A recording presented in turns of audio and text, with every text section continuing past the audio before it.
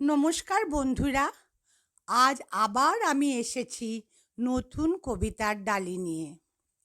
হিংসা, বিদ্বেষ, কপটতা, শঠতা, অনাচার ও অবিচারে ভরা এই পৃথিবীতে ক্ষমা ও ভালোবাসাই পারে মানুষের মঙ্গল ঘটাতে।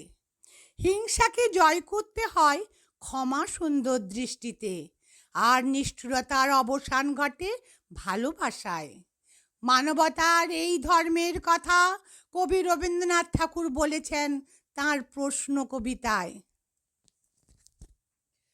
ভগবান, তুমি যুগে যুগে দূত পাঠায়েছ বারে বারে দয়াহীন সংসারে। তারা বলে গেল ক্ষমা করো সবে, বলে গেল ভালোবাসো, অন্তর হতে বিদ্বেষ বিষ্ণাসো। বরণীয় তারা, স্মরণীয় তারা, তবুও বাহির দ্বারে আজি দূর দিনে ফেরানু তাদের ব্যর্থ নমস্কারে।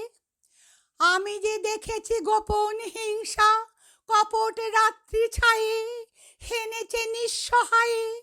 আমি যে দেখেছি প্রতিকারহীন শক্তের অপরাধে বিচারের বাণী নীরবে নিভৃতে কাঁদে।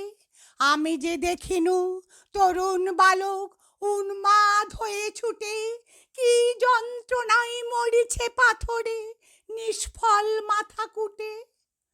কণ্ঠ আমার রুদ্ধ আজিকে বাঁশি সঙ্গীত হারা, অমাবস্যার কারা লুপ্ত করেছে আমার ভুবন দুঃস্বপনের তলে। তাই তো তোমায় সুধাই অশ্রু জলে, যাহারা তোমার বিষাইছে বায়ু নিভাইছে তব আলো। তুমি কি তাদের ক্ষমা করিয়াছ? তুমি কি বেসেছ ভালো?